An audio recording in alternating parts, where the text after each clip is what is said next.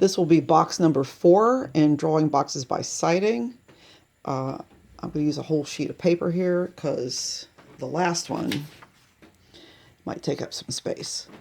All right, so as usual, we're going to start with this vertical line in the nearest corner. And if I measure that,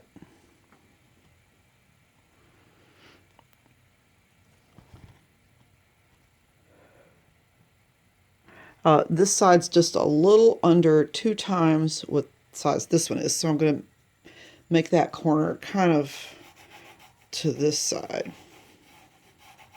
And what's different about this box is it's a piece of wood with a slot cut out. So anyway, that's what's going to make this one different.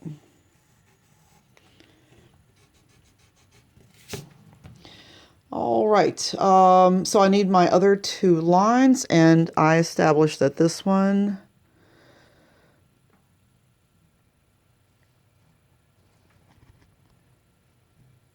is just the tiniest bit smaller than the other, so I'm just going to randomly put this one, measure it,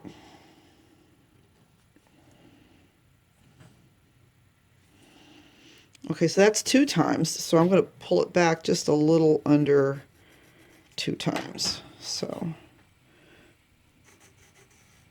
there's my 3 vertical lines.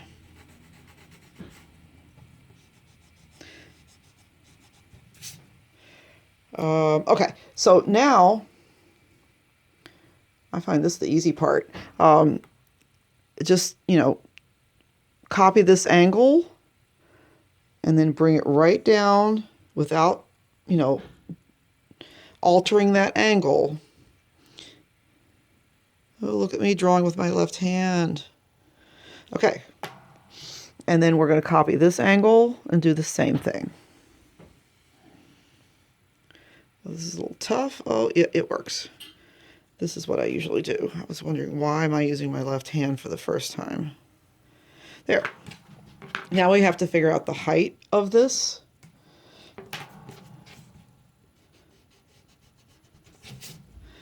All right, so the height of this, how does that compare with this?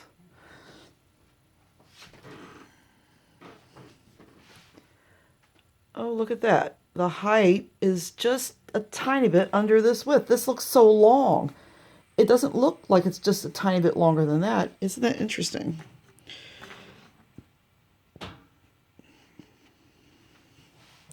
Well, gosh, right there is the way I have it. So about there is that. I'm going to copy this angle.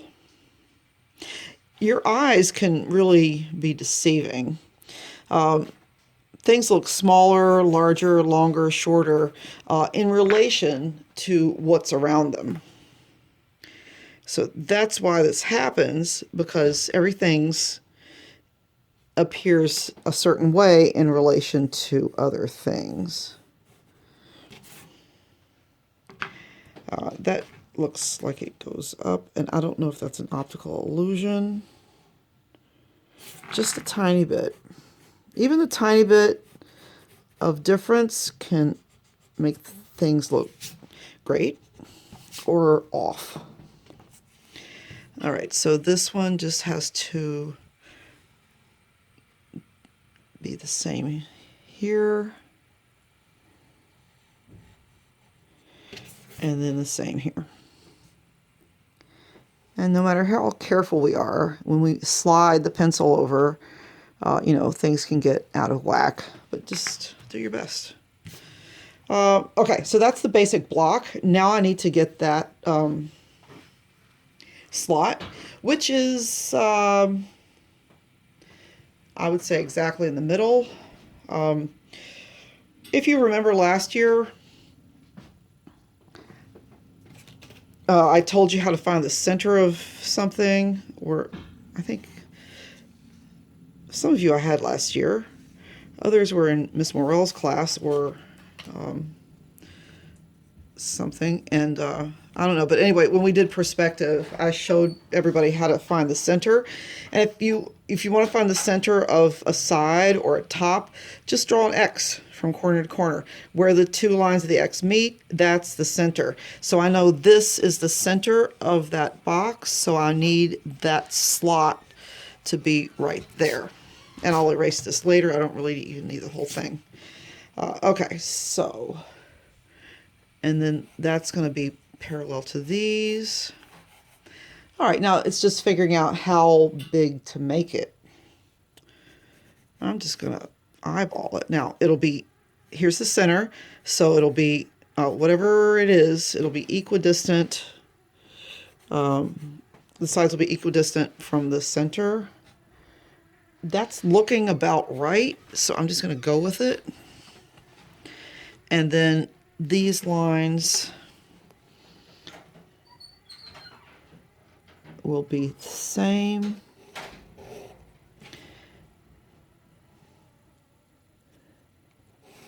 So, oops, see my pencil moved? All right. I think that one is a little off. It looks like it's a little closer. It's not quite parallel. That looks good. All right, I don't need these lines anymore. Just gonna darken up some things.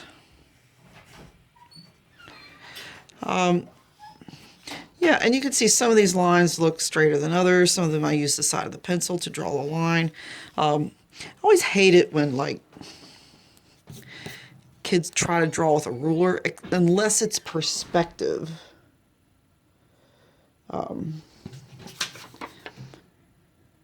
All right, now it's hard to see, but here's the corner, and I think this corner here, as it goes back here, it's hidden by this corner. So let's see. That'll be a way to tell if I've got this right. And I think I made this just a little bit too wide because I'm going to be able to see that. So I had the side here. I'm just going to move it in just a little on both sides and redo this.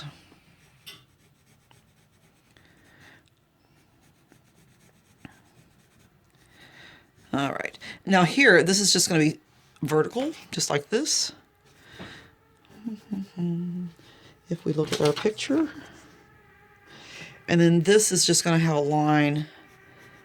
That looks better to me because I just checked where this line is in comparison to this corner, and it was just hidden by a little bit, and that's why I moved everything. All right, so, and there's that block. It's like a block. Okay, now I'm going to try to do this other one, which is going to be the hardest one, and that's why I made it last, so you would have time to practice. All right, I think I can see the whole thing there. Now this is 3 blocks, and when I took the photo, I purposely made them all at different angles. So you just have to kind of pick one to start. And I think I'll just pick the one that's lowest on the paper, this one right here. And I'm just going to start, I think this will leave enough room. I'm going to start my vertical. I'm going to measure. Okay, so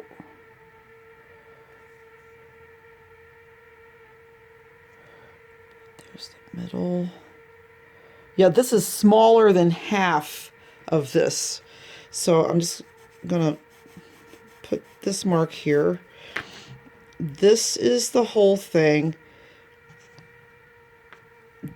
I said it was smaller than half, so I'm going to just do it about there. That looks really skinny, but it kind of looks right now that I look at it. Okay, now I'm going to make sure my picture is straight, and it's hard because I had to put it partially behind this piece of paper. But I'm just going to, that angle is almost flat, just a little not flat. Although if it was completely flat, I probably wouldn't see this at all. So it's just a little angled, just not very much though. That's why this is so skinny. and this angle is very sharp. Hello, Sid. What's up, Sid?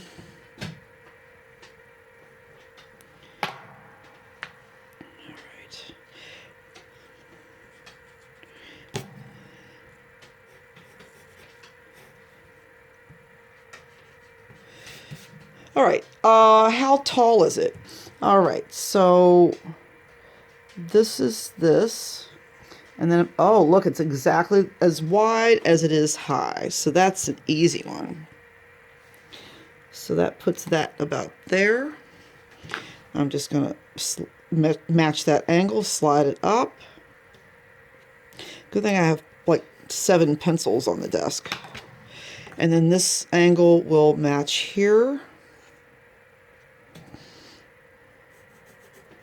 I'm trying not to slide my pencil along the angle matching pencil, just because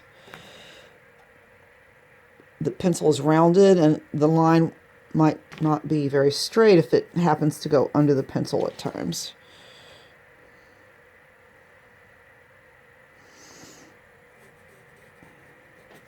All right. That looks pretty good to me. Okay, and this is not about drawing the stuff inside, but you know, if you want to do that, just keep in mind this 6 is going to be super flattened, and this is like a, I don't know what that is, a fish or something. Anyway, on to the next. Now, I want this space even to be accurate. So I'm just going to measure. This is probably easier with a brand new pencil. That space is just a tiny bit smaller than this. So here's where it would be. I'm going to make it just a little bit smaller. So here's my first line of that second block. Now, how does this compare? See, I have to compare this one to this one. I can't do it independently because then it could come out looking like it's a much larger or smaller block. So there's my original measurement. And you can see this one's just a little bit smaller. So I measure this one.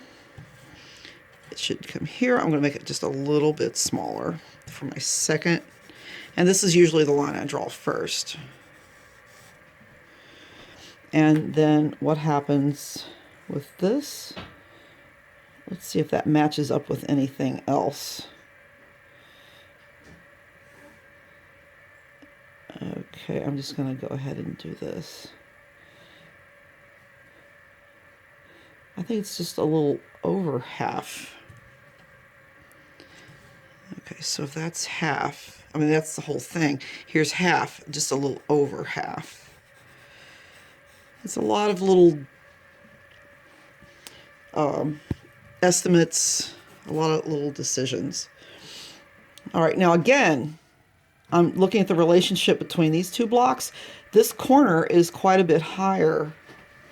I bet I can measure that too.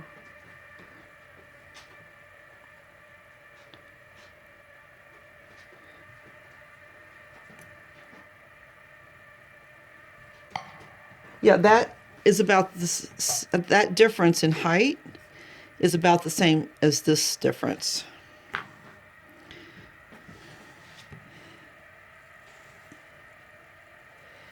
So this corner is going to go right there. And now comes what I call the easy part, is just copying these angles.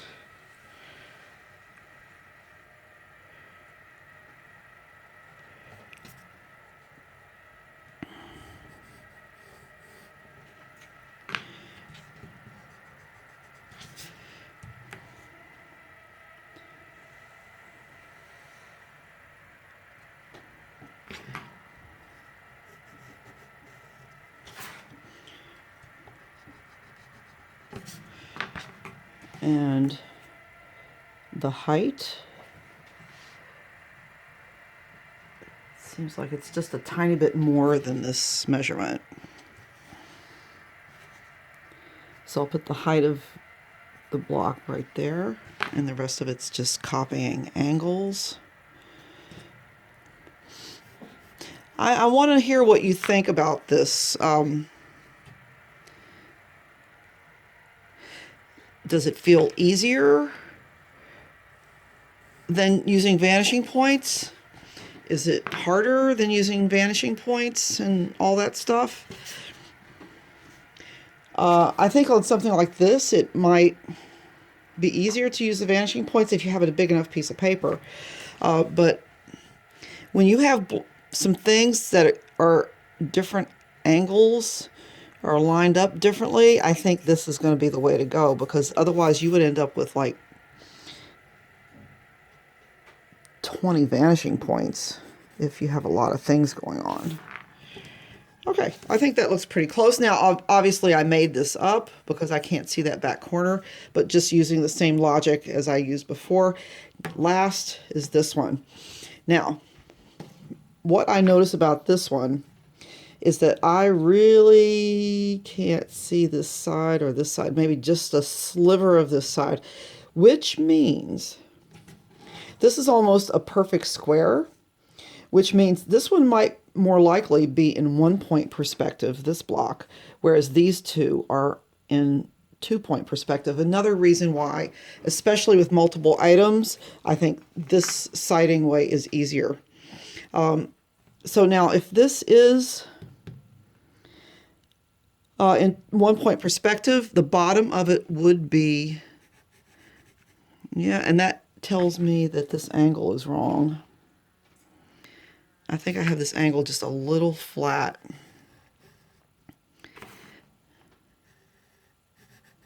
So I'm just going to fix that.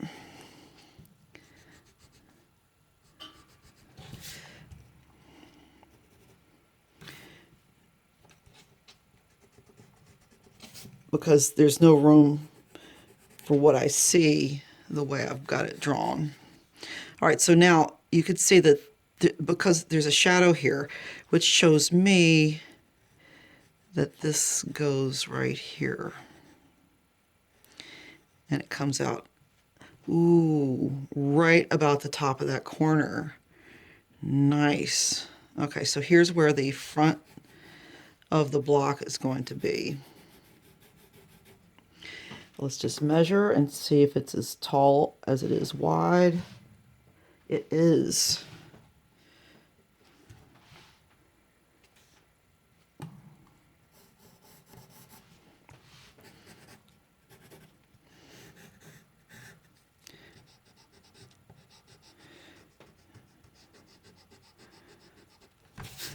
Okay.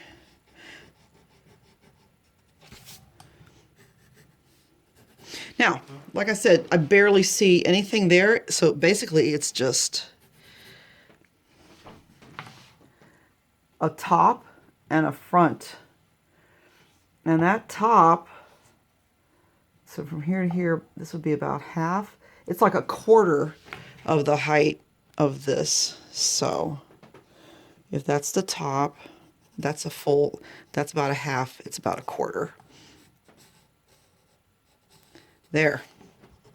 In a way, that box was easier. So there's my boxes. They have clear cast shadow, not a little bit clear, not super clear.